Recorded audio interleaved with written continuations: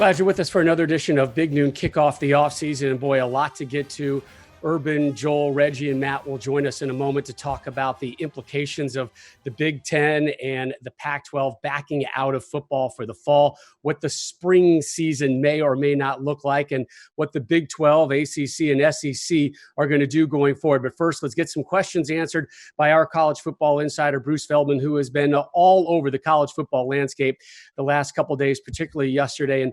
And Bruce, Tuesday was full of disappointment, anger, emotion. Wednesday, obviously, some of that still lingers because of the news that came out of the Pac-12 and the Big Ten. But also, it's time to start moving on and forecasting what football is really going to look like in the fall, in the winter, and in the spring. First things first, why the decision by the Big Ten and the Pac-12 to call off football this fall? Rob, on late last week, I think the Big Ten ADs started to feel very, very concerned. They were getting reports from their medical experts that were very disturbing to them. And similarly, in the Pac-12, on Monday night, the Pac-12 ADs, their coaches, Commissioner Larry Scott, were briefed by their medical experts. And it was some of the same stuff from the Big Ten that they had been hearing.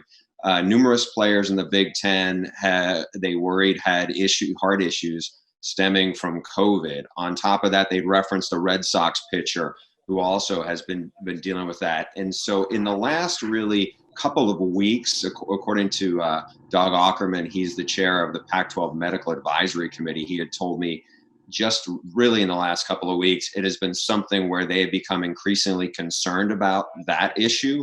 On top of it, there were testing issues that they said they did not feel very comfortable with. In order for some of the Pac-12 schools that are in hotspot areas, both USC and UCLA among them, they felt like they would have needed to ramp up testing daily. And so some of those things, they just did not feel comfortable enough and said it was not realistic for us to go forward. And that's why they both made the decision that they did on Tuesday. So, Bruce, what differentiates the Pac-12 and the Big Ten from the other three major conferences that are electing to go on, the ACC, the SEC, and today, obviously, the Big 12 announcing that they're going to continue and their schedule? So what are those two conferences seeing that those other three conferences aren't?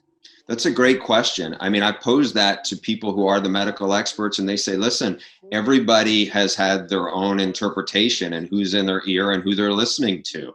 And I think one of the challenges that the folks in the SEC look at, and I don't think it's that different maybe from other places, but they felt like they had a better handle on things after about a month of dealing with their college football programs, acclimating and really learning about, okay, we need to take this very seriously. What they worry about is what happens when the regular students come back on campus and they expect a surge. Those are the concerns that they have. But at the same time, now the Big 12 today announced several things they're going to further implement in terms of to address the heart issues concern, whether it's echocardiograms, cardiac MRIs for players who test positive, and also those requirements would be on the non-conference opponents that they're going to play in the first, on the 12th or on the 19th, now that they've rolled out their schedules.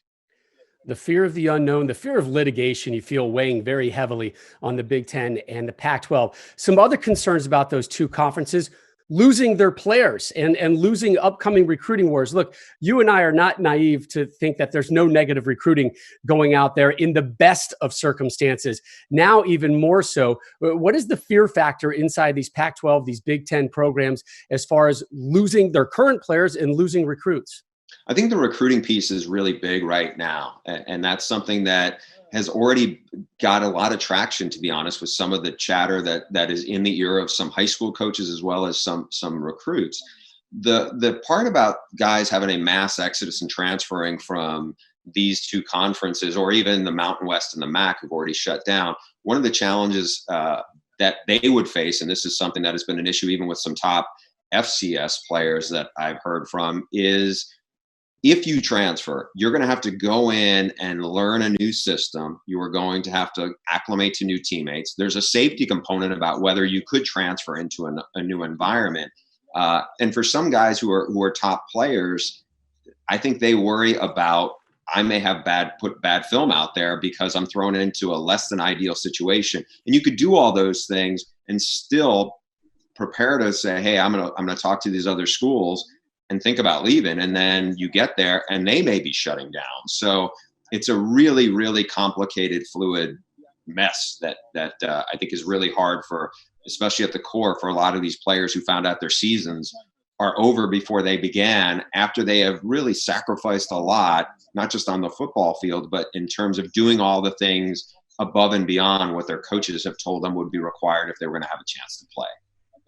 And then there's the NFL component to these conversations as well. We'll get into that a little bit later when the rest of the guys join the conversation. So, Bruce, as we stand here on Wednesday, 77 of 130 FBS programs are moving on with college football, are going to play. The conferences, we've talked about the Big 12 today, confirming they're going to continue playing. The SEC, the ACC, the Sun Belt, the AAC, and the Conference USA are the conferences essentially that are moving forward. So what does the college football landscape look like? And that includes playoffs and bowl games this fall. I think it's from the Power Five who's going to be left standing. I'm sure the AAC and their commissioner, Michael Resko, are going to push to say, hey, we deserve to step up and get a seat at the table. But I've had these conversations with coaches in the SEC and the Big 12 already about, hey, what does this mean for a national champion? And the informal answer is, if you win your conference, it could be like the old days where if you look through, like Ole Miss has claimed like a bunch of national titles back with things that people have never heard about as the ones awarding them. You could have some element of that. Now, I know the CFP is going to have to weigh in on this, but even how their formula is, we're in such uncharted waters with this, Rob. How people put schedules together and everything else.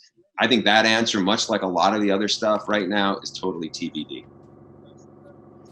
Interesting dynamic that's come to the forefront over the last couple of days is the chatter out of Nebraska and Scott Frost and his AD pleading that, yes, we want to play, our players want to play. And then the conversation has turned to, we want to continue to play. We want to find a place for us to play. So is there an option for Nebraska to play football this fall from what you've learned?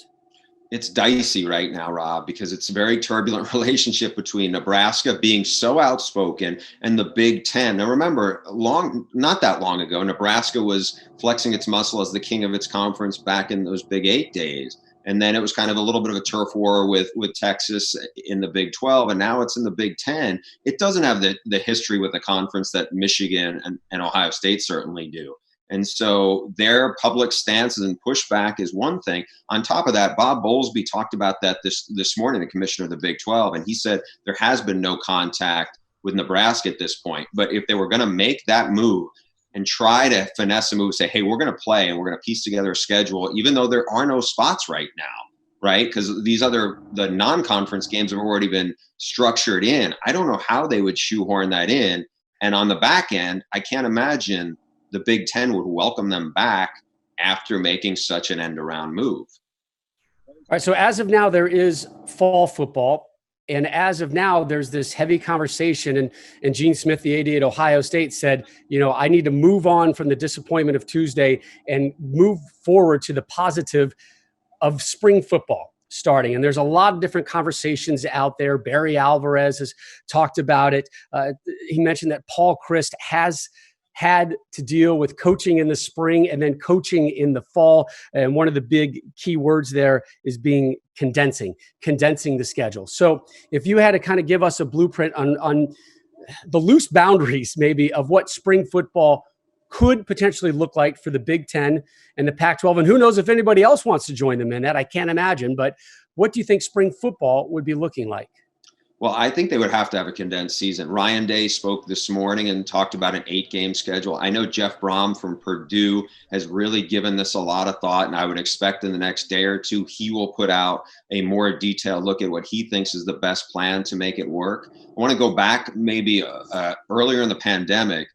We had reported at The Athletic that Lincoln Riley had done a lot of research and put this plan out and his ideas on a conference call with his peers in the Big 12.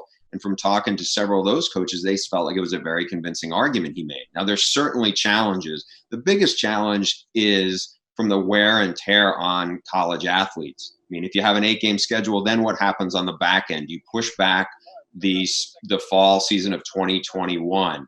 How long is that season going to be? I think there's a lot of stuff that needs to be sorted out. I wouldn't be as concerned about the weather issues that have come up, because I think you'll hear from people in the Big Ten say, you know what, there's a lot of games that are played in bad weather in the NFL and they make it work. I also think that for all the skepticism of people say, you know what, you're going to lose you would lose the Trevor Lawrences, you would lose the Justin Fields and the guys who were projected as top 50 picks. I don't think that would be a reason for them, the conference, if it's doable, if they think it's healthy enough for them to try it, for them to say, hey, we're going to pass up playing college football anywhere in the 2021 academic calendar. Because remember, they'd also be giving up hundreds of millions of dollars by not playing at all. Real quick, I just want to throw this concept by you. The bubble has had a lot of success in Major League Soccer, in NBA. And has there been any discussion about a Big Ten bubble, if you will? Just a quick snapshot. Obviously, indoor stadiums in Minneapolis, Indianapolis, Detroit, places that obviously are in that Big Ten landscape. The challenge with that, and I asked one of the medical experts this, was you'd have to have a bubble for all your athletes. And it's so many more athletes than what you're talking. I mean, do you only have a bubble for college football athletes and not for college basketball, women's basketball, and all sorts of the other sports that go under that umbrella? Because that was my question to them this morning. On top of that, Rob, I think what you'll see in the SEC and probably the Big 12 and the ACC is tacit understanding of, hey, don't go on campus unless you have to. Take all your online classes online if you can. This is about the best way we can have a bubble in the fall to try to manage this as best possible. Bruce, I can only imagine how many texts and phone calls you received over the course of this interview, and the half of them are from Liner. The fact that you now have a fake Twitter account out there sending out information lets you know how important you are to us and to everybody in the college football landscape. Bruce, thank you for all the insight and the continued work. And my guess is in the next 24 hours, so much is going to change. Bruce Feldman, thank you as always. Hey, thanks for watching. If you enjoy that clip, make sure you click subscribe somewhere down here. From game highlights to exclusive interviews and rankings, we've got everything you need as a college football fan right here. College Football on Fox.